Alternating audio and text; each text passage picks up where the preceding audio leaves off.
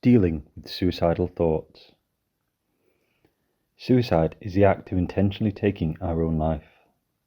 Suicidal thoughts involve us thinking about ending our life or thinking that other people would be better off without us.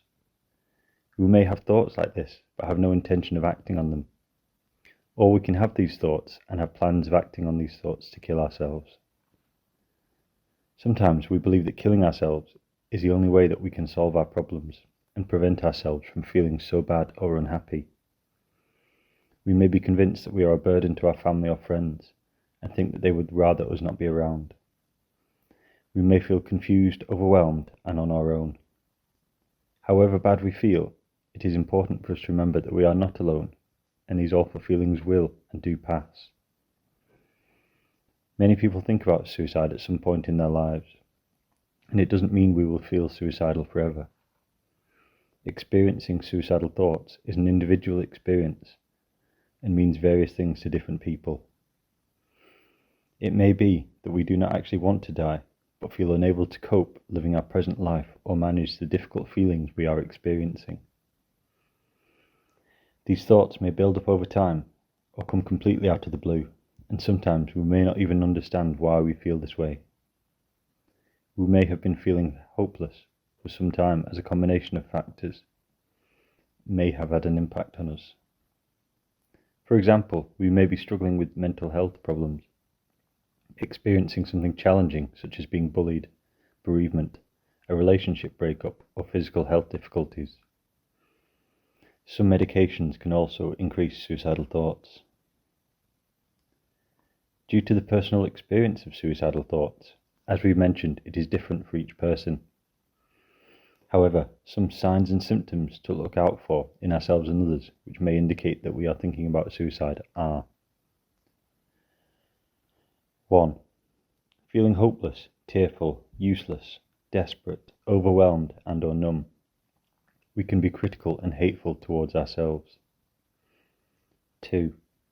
Thinking that others will be better off without us, thinking about death or thinking that things are not going to improve and we are going to feel like this forever.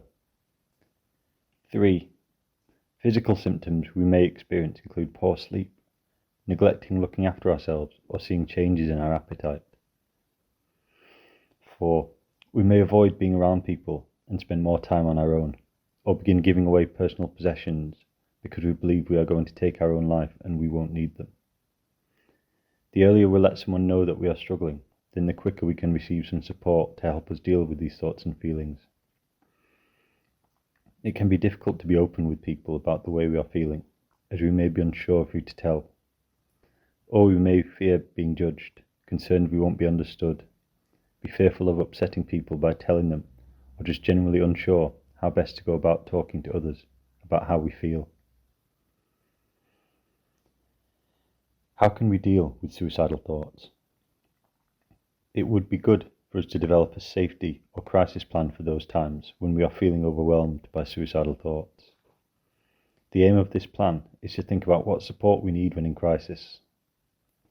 Factors to consider within our safety plan would be 1. Being aware of crisis line numbers which are available within the app.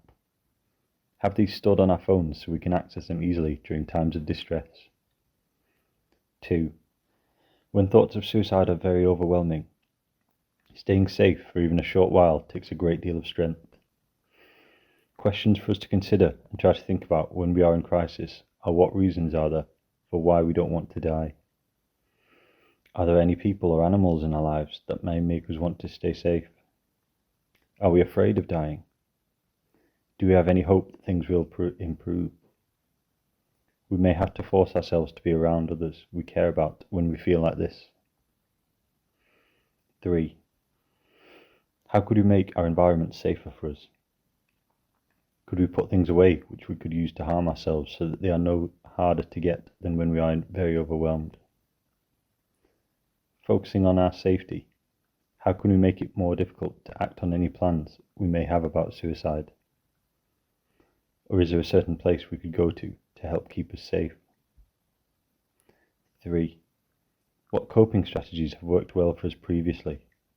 What strengths do we have as a person that could help to keep us safe? 4. A crisis box can also be helpful to develop, which contains items which make us feel better or remind us of happy times. 5. Avoid using drugs and alcohol, especially when feeling distressed. This is because we know drugs and alcohol reduce our inhibitions and increase risky behaviours, making it more likely that we may act on our suicidal thoughts. Further things that may be helpful for us to do include: 1. Learning to distract ourselves, knowing that usually suicidal thoughts are temporary and will pass. Distraction strategies or grounding techniques used by those who self-harm could be useful. For example, doing something which brings about a sharp sensation into us to try and bring us more into the moment. 2. Being aware of our triggers and the things which may make us feel worse. If we write these down and acknowledge them, it can be helpful for us to prepare ourselves for future times when we may be feeling distressed. 3. Wherever possible, access long-term professional support for any mental health difficulties we're struggling with. 4. Learning to be kinder towards ourselves and showing ourselves compassion. Do we need to develop our self-care skills? We need to remind ourselves that suicidal thoughts are often short-term, but that suicide is a permanent solution to a temporary problem. Sadly, we often cannot see this at the time due to thinking emotionally instead of rationally. Suicide is the biggest killer of young people under 35 in the UK, and every year many thousands more attempt or contemplate suicide. You need emergency help if you have already taken steps to end your own life, or if your thoughts of suicide are particularly intense right now and you feel unable to stay safe from suicide. To get emergency help, you can visit your local A&E department or call NHS 111, England, Scotland and Northern Ireland, NHS Direct Wales or 999 and ask for some support.